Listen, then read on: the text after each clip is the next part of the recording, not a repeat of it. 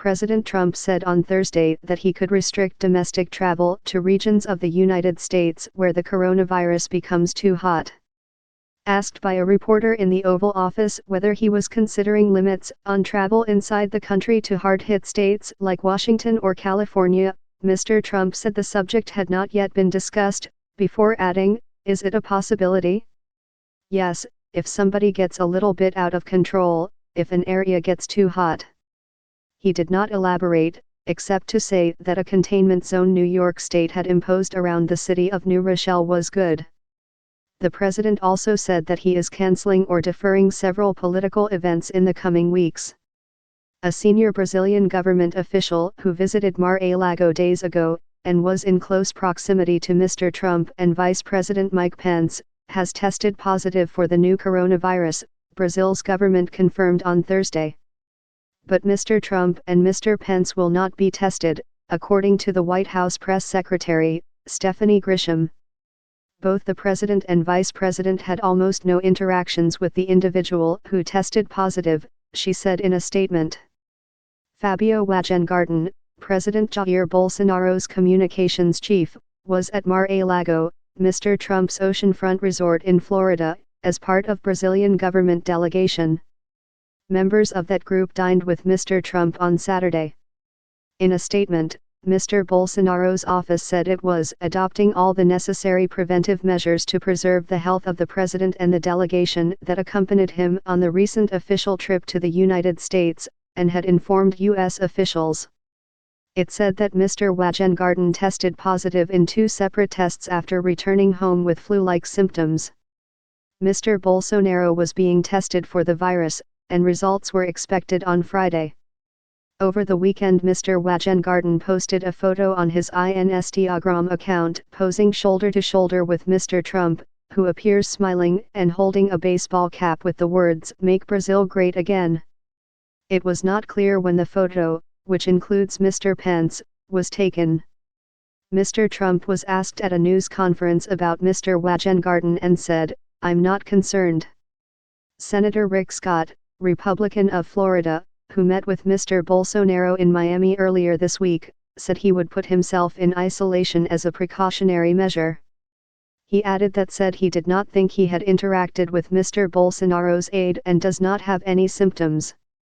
Senator Ted Cruz, Republican of Texas, is already in quarantine because of another encounter with an infected person at a conservative conference near Washington. Several House Republicans also self-isolated after meeting the same individual. Without Mr. Cruz or Mr. Scott voting, Republicans will functionally now have a narrower majority in the Senate. As of Thursday, Brazil had at least 73 confirmed coronavirus cases and more than 930 suspected cases. Senator Mitch McConnell, Republican of Kentucky, the majority leader, canceled a recess that had been planned for next week, as House Democrats and the administration continued to negotiate a deal on a sweeping coronavirus relief package. The package, unveiled by Speaker Nancy Pelosi, Democrat of California, and her lieutenants on Wednesday night, would provide food security assistance, a substantial national paid sick leave program, free coronavirus testing and strengthened unemployment benefits. "I am glad talks are ongoing between the administration and Speaker Pelosi," Mr. McConnell said on Twitter. "I hope Congress can pass bipartisan legislation to continue combating the coronavirus and keep our economy strong." Senators from both parties had pushed to scrap the recess, which would have begun in effect Thursday afternoon, when senators typically leave for the week to return to their home states. Frustrated with the Democrats' package and aware of the urgency to respond to the pandemic, senators had begun pushing to stay in Washington to work out a bipartisan compromise. On both sides of the Atlantic on Thursday, the consequences of President Trump's decision to ban most travel from Europe began to be felt economically, politically, and socially. European Union leaders issued a scathing statement condemning the move even as many nations on the continent moved to tighten their own restrictions on the movement of people. "The coronavirus is a global crisis, not limited to any continent, and it requires cooperation rather than unilateral action," it said. The European Union disapproves of the fact that the U.S. decision to impose a travel ban was taken unilaterally and without consultation. Get an informed guide to the global outbreak with our daily coronavirus newsletter. Mr. Trump said on Wednesday night that he was suspending most travel from Europe for 30 days, beginning on Friday, and imposed a 30-day ban on foreigners who in the previous 2 weeks have been in the 26 countries that make up Europe's Schengen area. The limits will exempt American citizens, permanent legal residents and their families. Italy's government reported more than 15,000 infections through Thursday, a jump of more than 2,000, and more than 1,000 deaths. With the worst outbreak outside of China, Italy is under a national lockdown. The French president, Emmanuel Macron, is expected to address his country on Thursday evening. Containment efforts also gained intensity outside Europe, with India joining the growing list of countries imposing drastic travel limits. The Philippine government halted domestic travel in and out of the capital, Manila. In Canada, Prime Minister Justin Trudeau's office said that his wife, Sophie Gregoire Trudeau, had been tested after developing flu-like symptoms, and was in isolation. Mr. Trudeau was exhibiting no symptoms, but decided to work from home until receiving his wife's results. While the World Health Organization has declared the global spread of the virus a pandemic, its leaders urged nations not to give up on containment. Uncontrolled spread of the virus, they warned, could overwhelm healthcare systems even in the wealthiest societies, forcing painful choices about whom to treat. Stocks fell sharply again on Thursday, as Mr. Trump's latest effort to address the coronavirus outbreak, a ban on the entry of most Europeans to the United States, failed to assuage investors' concerns about the global economy.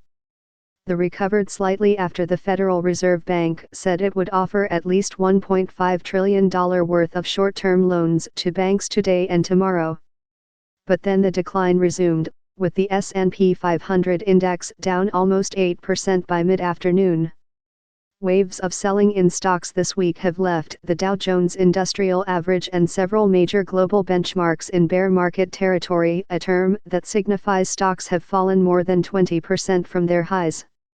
Without a substantial recovery on Thursday, the S&P 500 will end there as well. The travel ban hit shares in Europe particularly hard, with major stock indexes there down more than 10% and one regional benchmark suffering its worst ever decline. One of the country's top health officials said that the government's coronavirus testing methods were inadequate in testimony on Capitol Hill on Thursday. Speaking at a House committee hearing on coronavirus testing, Dr. Anthony S. Fauci, the director of the National Institute of Allergy and Infectious Diseases, and Dr. Robert Redfield, the director of the Centers for Disease Control and Prevention, fielded pointed questions about rising frustration over a lack of testing kits across the country. The system is not really geared to what we need right now, what you are asking for, Dr. Fauci said. That is a failing. It is a failing, let's admit it. Dr. Fauci had stepped in to respond to a question from Representative Debbie Wasserman Schultz of Florida, to Dr. Redfield about who was ultimately responsible for overseeing testing. The idea of anybody getting it, easily, the way people in other countries are doing it, we are not set up for that, Dr. Fauci added. Do I think we should be? Yes. But we are not. Vice President Mike Pence said on Thursday that thousands more cases of coronavirus were expected in the United States. We know there will be thousands of more cases of coronavirus, Mr. Pence said on NBC's Today Show. Asked whether it could be millions, he declined to answer, saying, "I'll leave to the experts to make the estimates of how many people will be infected." At another point in the testimony, Dr. Redfield told Representative Katie Porter that he would commit to making coronavirus testing available for Americans, regardless of insurance. Congressional Democrats have made free testing a pillar of a coronavirus relief package that lawmakers are rushing to pass this week, as patients who have been tested for the virus complained of thousands of dollars in medical bills. Some states have stepped in to promise coverage, Governor Andrew Cuomo of New York said this week that he would require state health insurers to waive the cost sharing associated with coronavirus testing. The Centers for Medicare and Medicaid Services has said that states will have to decide whether to cover the costs of virus testing for Medicaid recipients. New York will ban most gatherings of more than 500 people, including at Broadway shows, and restrict smaller groups in an extraordinary step to fight the growing outbreak in the state, Governor Andrew M. Cuomo announced on Thursday. The restrictions are expected to have a profound impact on the city's cultural institutions, including theater, a multi-billion-dollar industry at the heart of New York's tourist trade. The ban will take effect at 5 p.m. Thursday for Broadway theaters and will go into effect for other venues on Friday at 5 p.m., Mr. Cuomo said. California joined other states in imposing new measures aimed at containing the virus, telling residents to postpone or cancel gatherings of more than 250 people through the end of March. It also advised against gatherings in smaller venues that don't allow for 6 feet between people. Gatherings of high-risk people, like those in retirement homes, should be no more than 10 people, officials said. Delays in testing have made it difficult to get a full sense of scale of the outbreak, but the epidemic is increasingly altering American life, and state, local and private institutions are taking matters into their own hands. Governor Jay Inslee of Washington state said that people should no longer sit shoulder to shoulder in bars, and he banned public gatherings of 250 people or more in 3 counties in the Seattle area. In Ohio, the governor said a ban on large events was imminent.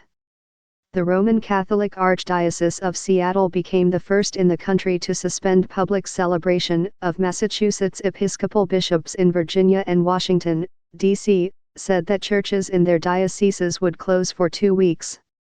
Many colleges have moved classes online and some have directed students to not return after spring break. As of Thursday afternoon, more than 1,320 people nationwide had tested positive and 38 had died, most of them in Washington state. But the true prevalence is unknown, because testing has been limited. In New Rochelle, NY, National Guard troops have begun delivering food for school lunches and helping clean and sanitize public facilities and buildings. In appearances on several morning television shows on Thursday, Vice President Mike Pence offered more details about the travel restrictions President Trump announced the night before.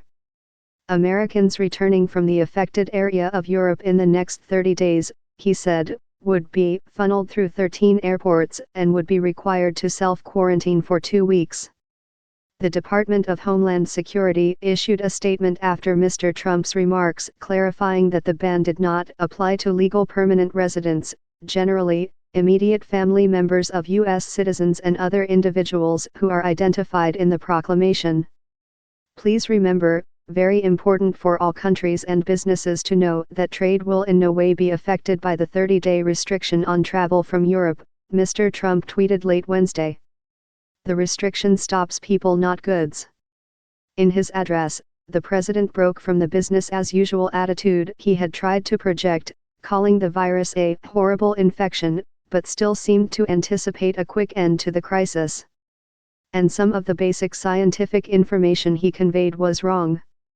We are making antiviral treatments available in record time, he said, but there are no approved antiviral treatments for coronavirus. Mr. Pence was asked on CNN about the confusion. I don't think there was any confusion, he said. If the virus had seemed a distant threat to many Americans, news that the actor Tom Hanks had tested positive seemed to shake that notion. One by one, sporting events have been cancelled, museums shuttered, movie premieres delayed and conferences and concerts disbanded in a global push to stop the spread of the coronavirus. On Wednesday, NBA suspended its season after a Utah Jazz player tested positive for the coronavirus, and a second Jazz player tested positive on Thursday. The NHL and Major League Soccer followed by announcing pauses to their seasons. Most NHL teams have about a dozen games left in the regular season, with the Stanley Cup playoffs scheduled to begin in about a month. It's the right thing to do, but obviously it stinks, Florida Panthers center Alexander Barkov said in a telephone interview. In New York, the Metropolitan Museum of Art announced on Thursday that it would temporarily close its 3 locations, including its Fifth Avenue flagship. The sprawling music, tech, and film festival in Austin, South by Southwest, was cancelled, and the giant Coachella Valley Music and Arts Festival, which takes place in the picturesque desert of Southern California, was postponed until October. Congress's Visitor Center will shutter the Capitol to visitors until April, and the Supreme Court building is closing until further notice. Ireland's government cancelled all St. Patrick's Day parades, including Dublin's. Boston, which has a robust Irish-American population, also cancelled its parade. Manhattan's was postponed. Several places in Germany, including Berlin, closed all state theaters, concert halls, and opera houses. A passenger on a JetBlue flight from New York to West Palm Beach, Florida, on Wednesday night learned midair that he had tested positive for the coronavirus, raising questions about possible widespread exposure. The passenger, who had previously been tested for the virus and was awaiting results, got a notification toward the end of the flight that the test had come back positive, JetBlue said on Thursday. He was overheard talking about it, and the flight crew quickly notified health officials on the ground. The flight, which departed from Kennedy International Airport with 114 people on board, landed at Palm Beach International Airport around 8:30 p.m. on Wednesday. Medical workers rushed to the airport shortly after, officials said. JetBlue had no prior indication that this customer had or may have had coronavirus, the airline said in a statement. Both airports and the airplane were being cleaned. The New York Times is providing free access to our most important updates and most useful guidance on the global coronavirus crisis. Greek pilgrims on a tour of the Holy Land. American tourists who took a cruise on the Nile. A Tunisian who attended a soccer game in Cairo. At least 102 people who traveled in Egypt last month have tested positive for the coronavirus after returning to their home countries, stoking fears of a much wider outbreak in the Arab world's most populous country than had previously been calculated. Egypt has declared 67 coronavirus cases, and officials insist that it is still safe for tourists to come to the country. Thank God, Egypt is one of the least affected countries, Tourism Minister Khaled El-Anani told reporters in Cairo on Tuesday. Egyptian officials say that the country's outbreak is concentrated on a cruise ship on the Nile, on which 45 people were infected, that has been quarantined since Friday. But the high number of people who have tested positive after leaving Egypt suggests that the virus has spread to other parts of the country. Outside Iran, the highest number of reported cases in the Middle East are in countries like Qatar, Bahrain, Kuwait, and Iraq, which have declared about 500 cases between them.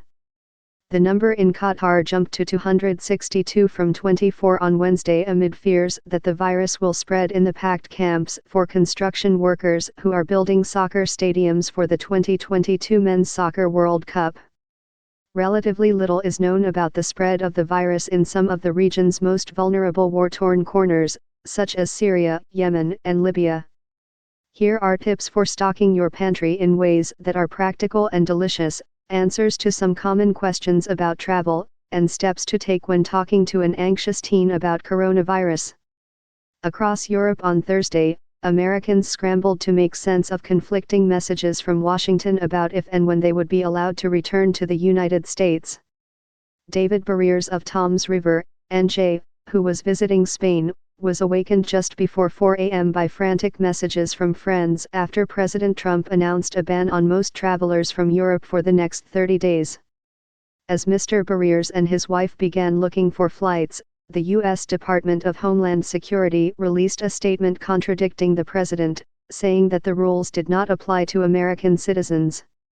Unsure of what to believe, Mr. Barriers called travel agents, his airline, and the U.S. Embassy, but he could not get anyone on the phone who could clarify the situation. As of Thursday morning, he said he planned to go to the embassy in person to find out if we'll be able to get back to my 4 daughters that are in the care of their grandmother. After the president's speech, Officials suggested the 30-day ban applied only to foreign nationals who had been in the 26 countries that make up the European Union's Schengen area in the previous 2 weeks. The limits take effect Friday at midnight and will exempt American citizens and permanent legal residents and their families. The House is set to vote on Thursday on a sweeping aid package for people affected by the coronavirus, with a measure that would establish a national paid leave program, expand food assistance, offer free coronavirus testing, and bolster unemployment insurance. The proposal also includes $500 million to provide assistance to low-income pregnant women and some mothers who are laid off because of the outbreak, $400 million to assist food banks, and $250 million to deliver packaged meals to low-income seniors. The package, unveiled late Wednesday night, calls for the development of a standard for health workers' safety and establishes a mandate for paid sick days in the case of public health emergencies like the coronavirus outbreak. Speaker Nancy Pelosi, Democrat of California, said the measures focused directly on providing support for America's families, who must be our first priority in this emergency. Although it is expected to pass the Democratic-controlled House, it is unclear whether President Trump will embrace it. In a televised address from the Oval Office on Wednesday night, he said he would take unprecedented action to provide financial relief for workers who are ill, quarantined or caring for others due to coronavirus, but the White House did not elaborate on the details. The main thrust of Mr. Trump's economic rescue plan, a huge payroll tax cut, has drawn skepticism from members of both parties. Republican congressional aides said late Wednesday that the Democrats' bill appeared to contain several poison pills that would make it difficult for them to support it. And the top House Republican called it ineffective and too expensive. If the Democrats try to move what they are trying to do, I don't know that that will help the economy, Representative Kevin McCarthy, Republican of California and the House Minority Leader, said in an interview on Fox News. It'll just cost us so much more money.